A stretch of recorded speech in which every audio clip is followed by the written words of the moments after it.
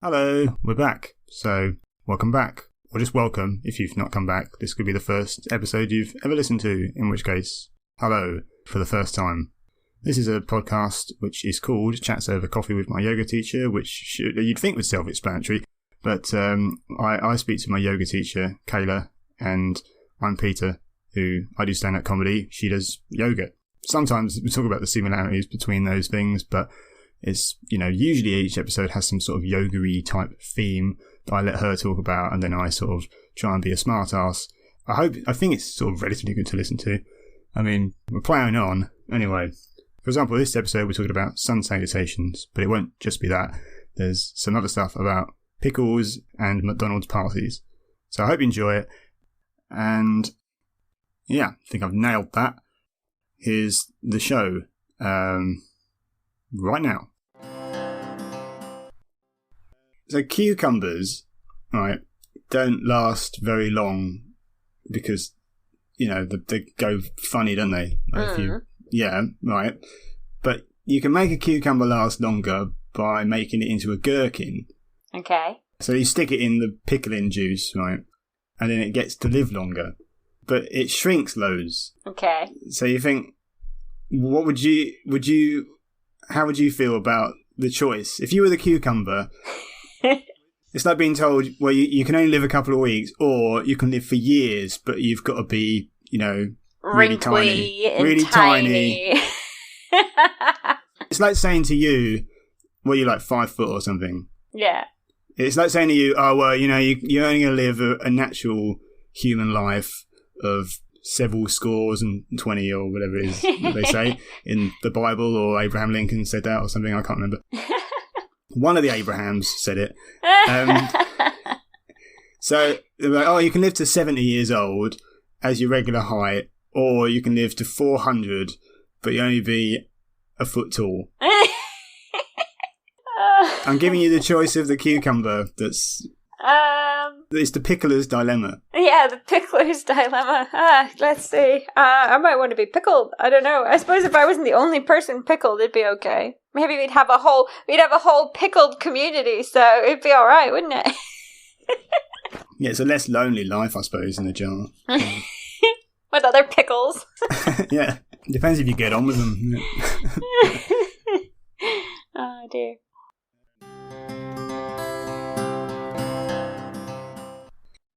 I feel like I need to get a little bit more needle in this. Like I think we agree with each other too much on stuff. We go, yeah, that's a good point.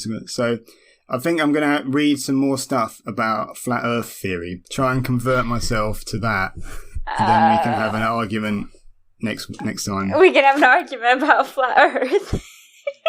I assume you don't believe in flat Earth stuff, do you? It's not a believe. You can't believe in something that doesn't exist.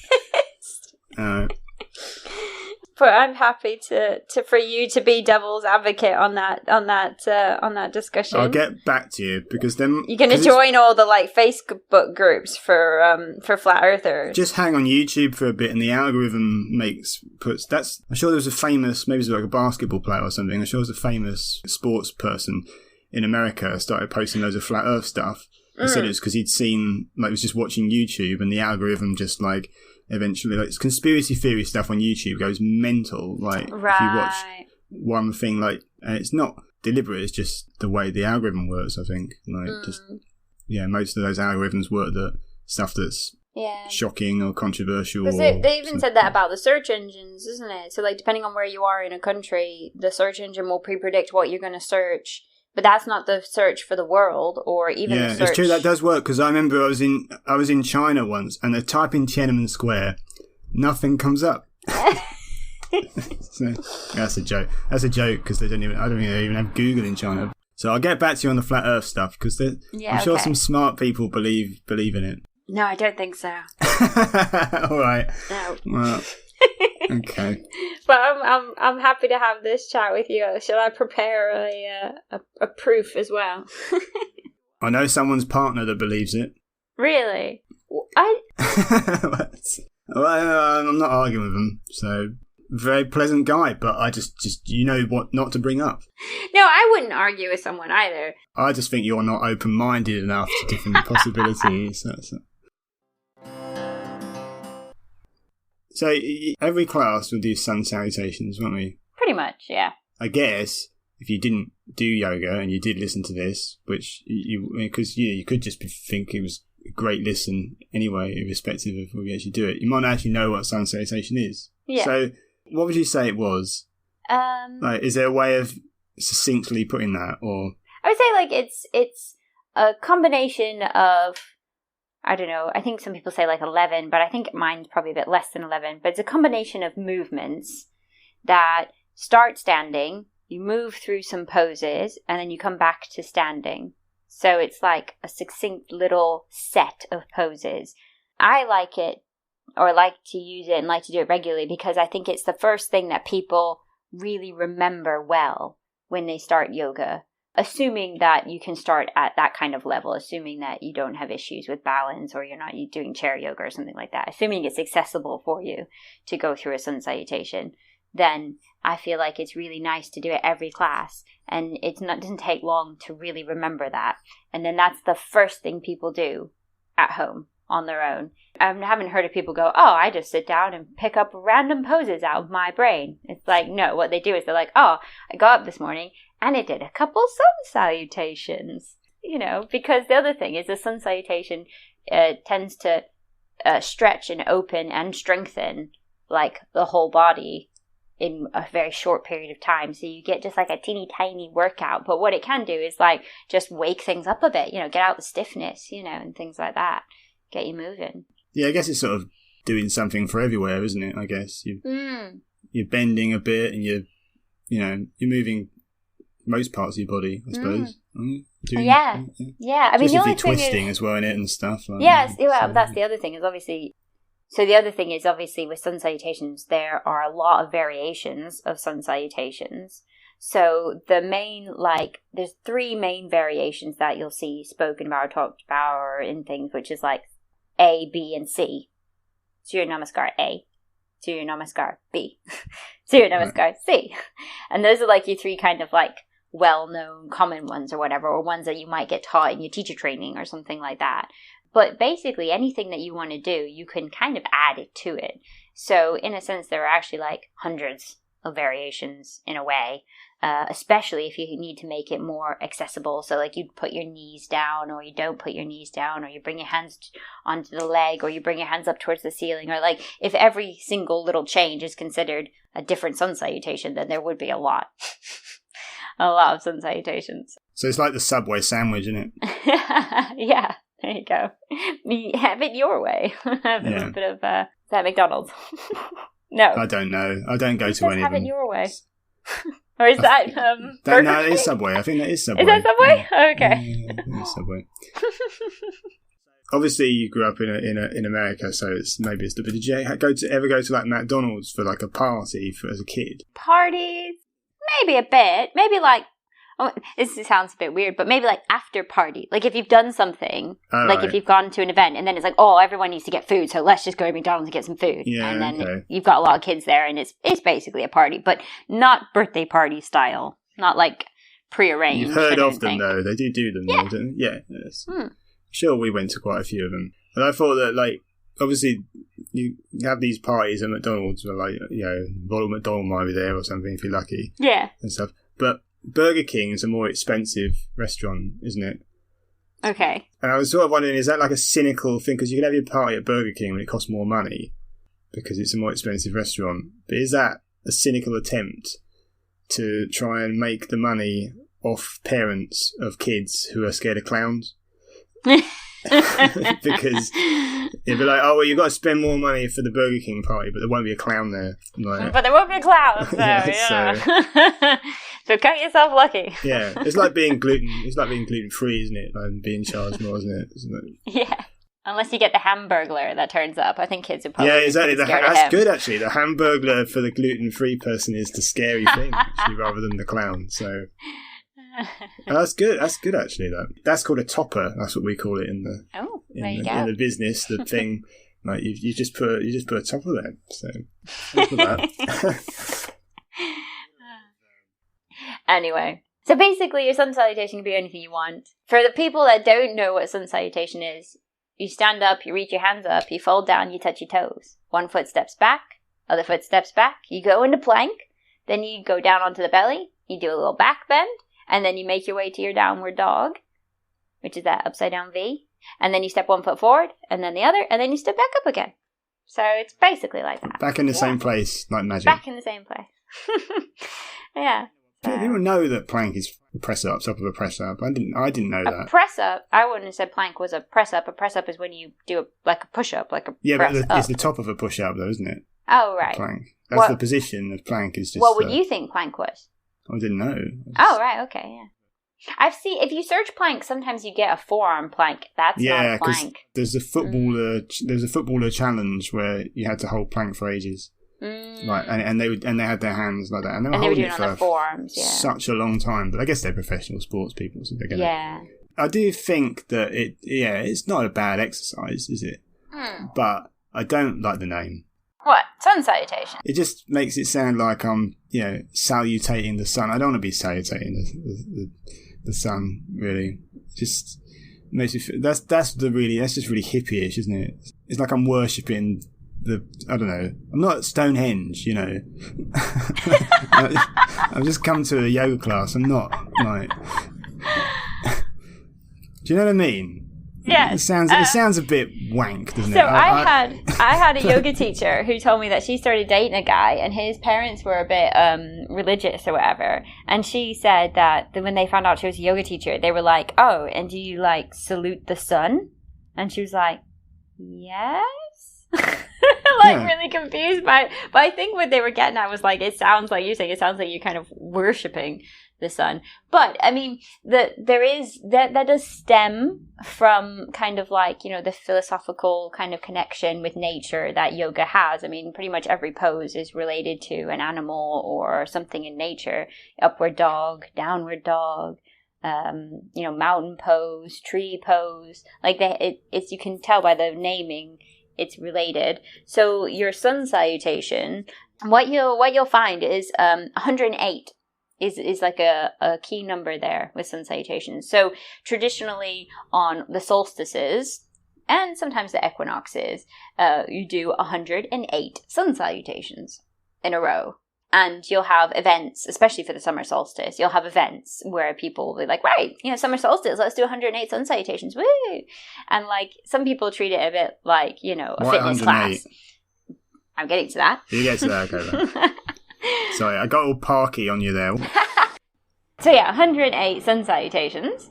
And then, like I said, they usually do that around the solstices or equinoxes or something like that. But I have recently realized, I looked this up because I thought, why 108?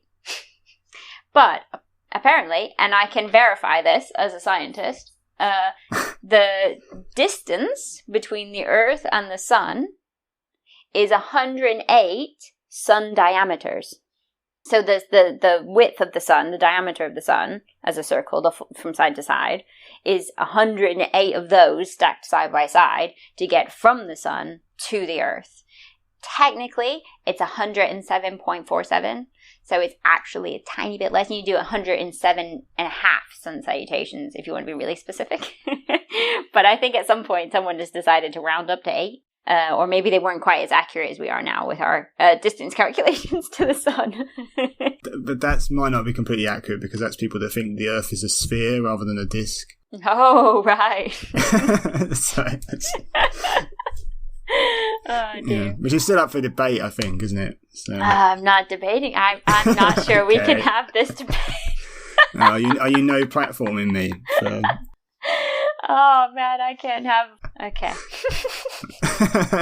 Oh dear. But yeah, so that's the idea behind, because you'll see that if you start searching online and stuff, you'll find 108 comes up a lot.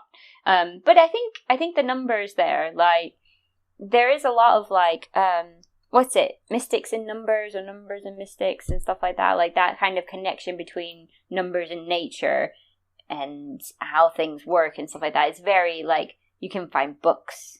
Many books on the idea of geometry and numbers and how that plays into nature, and some people find that really fascinating. Well, numbers work, don't they? It's really strange, isn't it? Numbers actually do work work. Yeah, they do. Like you can't argue with numbers, can you? Well, no, yeah, okay, yeah.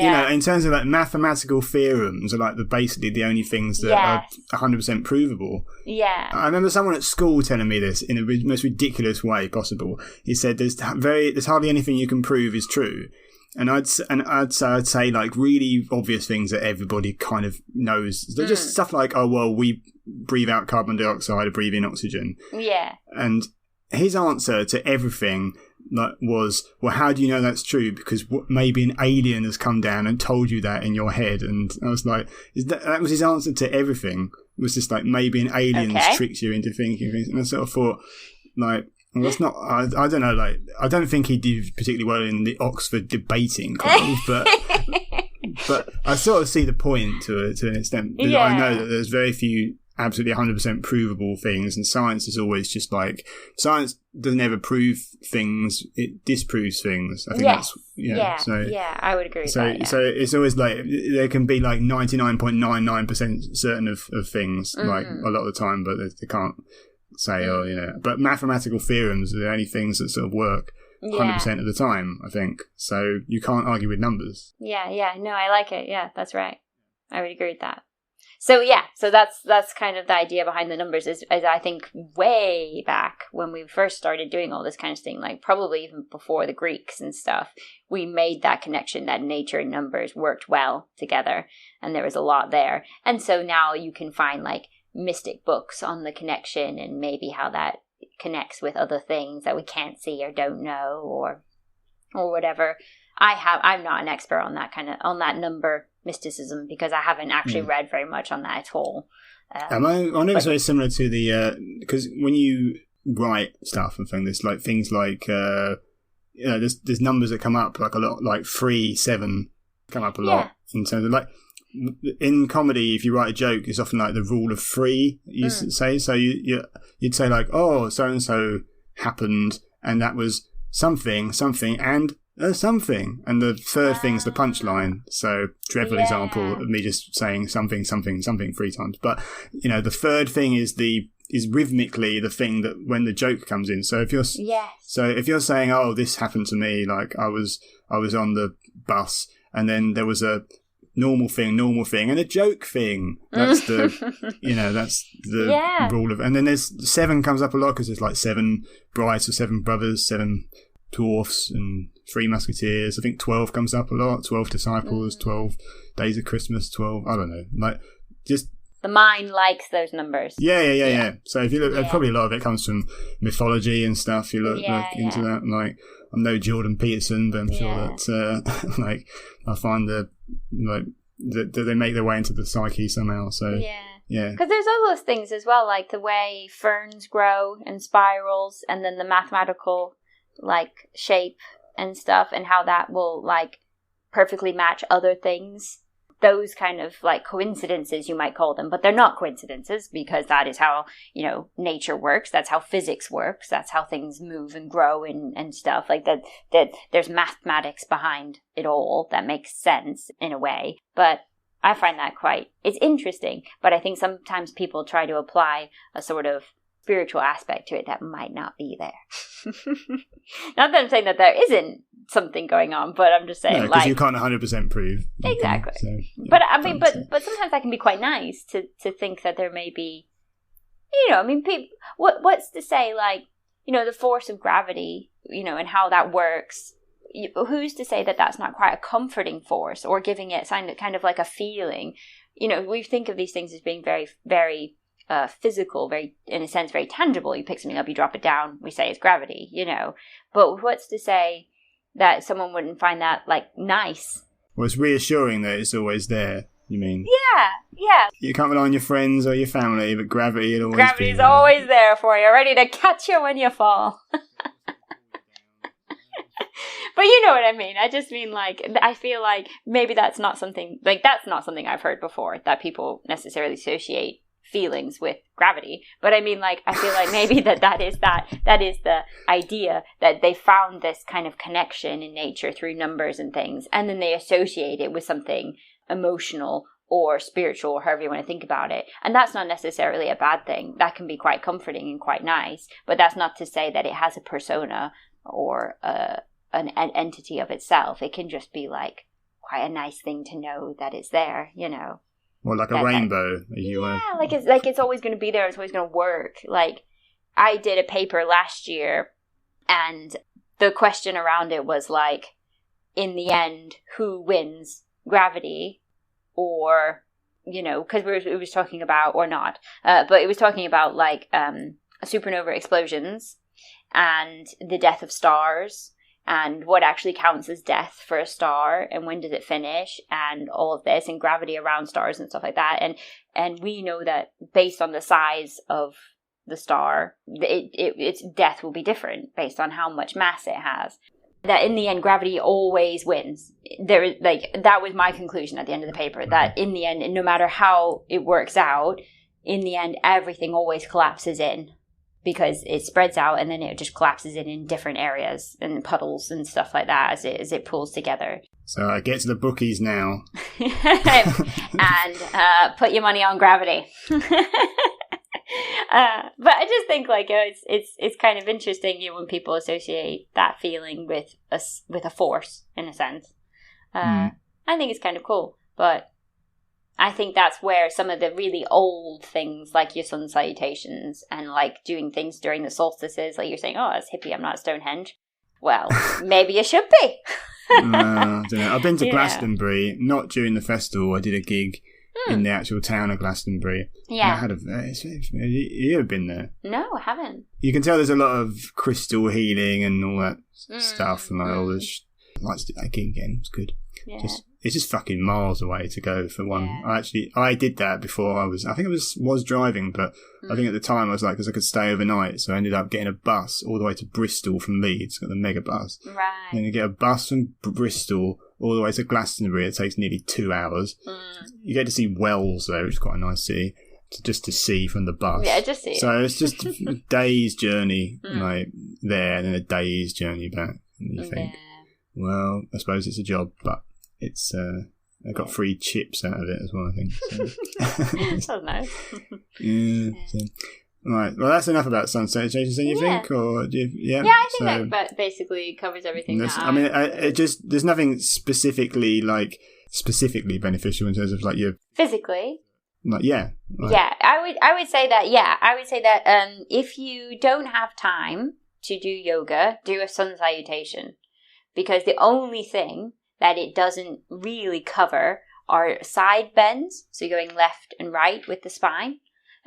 You should probably do 10 of those every day, you know, at least 5 on each side to keep the spine healthy. But going forward and backward is super covered in your sun salutation because you fold down and you lift up and you do little back bends and stuff.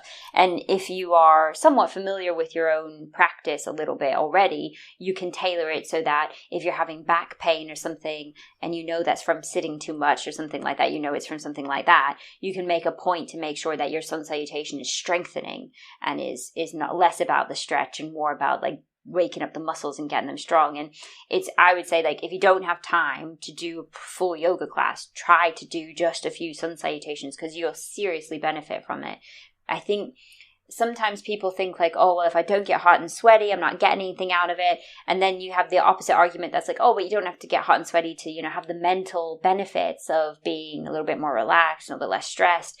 But I think people don't give their joints enough attention. So if you don't use a joint, it feels stiff the first few times you go to use it. Like maybe even when you wake up in the morning or something, you might think like, oh God, I'm a bit stiff. And then you wiggle around a bit and you move your legs, you move your joints and you feel a bit less stiff. That's the same with every joint. So your spine, every single joint in your spine needs to be moved every day, multiple times. And we don't always do that because the spine doesn't necessarily need to move in a daily life like we have in the modern world. So we're not going left and right and jumping up and down and moving around. But if you were to just do a couple of sun salutations, even if you don't think you're going to, like, I don't know, lose weight from them, it would be very beneficial for the body to make sure that the spine has had that chance to move in multiple directions. Right. Well, there's some homework for you, everybody. Yeah, there you go. Let us know how you get on in the comments. Oh, So, anyway. But you'll probably just send me a personal message that no one else will read. No, but it'll help the algorithm if people actually commented on bloody episode. Yeah, comment on episodes. Yeah, do that. Right. Should we leave it there then? The only other thing I was going to say was, for your sun salutation, I know I said there's A, B, and C. I think that might be related to Ashtanga yoga, not necessarily all forms of yoga. I think that's specifically to an Ashtanga style. And the style of sun salutation that I teach is a vinyasa style. So I don't think technically it falls into, it's kind of like a Surya Namaskar A, but it doesn't even quite fall into that, I don't think. So I would call that a vinyasa sun salutation. And then there's another sun salutation that I used to do a lot of, which I tend to think of as like a hatha sun salutation that has a child's pose in it. So like almost like a child's pose instead of your plank kind of thing, which can be quite nice and quite relaxing. I imagine if someone's never done one before, they'd just be able to go on YouTube and see someone there's loads of videos on YouTube. Have you got a video on YouTube doing it? I don't know. I don't keep my YouTube isn't like up to date. It's actually something that I should probably do this month. I haven't gone through my YouTube videos in ages. That's not to say I don't have a sun salutation on there, but I can't remember if I've got one on its own. I do have some 60-minute classes and 30-minute classes and things like that on my YouTube. And I've got some 30-second clips of me doing jokes on my YouTube channel. So so go check those out too. Check them both out. Yeah, so. Make yourself useful. Go watch YouTube videos. Right, shall we go? Yes, I think we'll leave it there, and I will charge my mics and things before. All right. Okay, well, I'll be in touch. Thanks for listening. Congratulations on making it to the end of that. I say that like as if it was some... I mean, I hope it wasn't that laboriously a chore for you, but if you enjoy the show, obviously, press all the buttons on your machines that make algorithms like us more, like, like buttons and shares and all that stuff. If you want, I'm not begging you. I say it every time and I, feel like it makes me feel dirty. Everyone says it. I mean, I'm never going to... I've got too much shame. I should have less shame. You don't have to feel bad if you don't do it. I just hope you like the show. Press subscribe so you don't miss any episodes, though. Yeah, you could do that. Do what you want. See you in 2 weeks if you're going to hang around, which would be nice if you did. Tell a friend. We're talking about the glutes next time. That's your butt, the arse. There may be many other euphemisms for it and stuff, but this is a family podcast, so I think we talk about other things in that. I think we talk about genetically engineering people not to age. So it isn't just yoga, but there is yoga. So there's something for everybody, as long as you don't mind hearing about some yoga. Anyways, to the remaining few who haven't switched off yet, goodbye, and thanks, and see you again.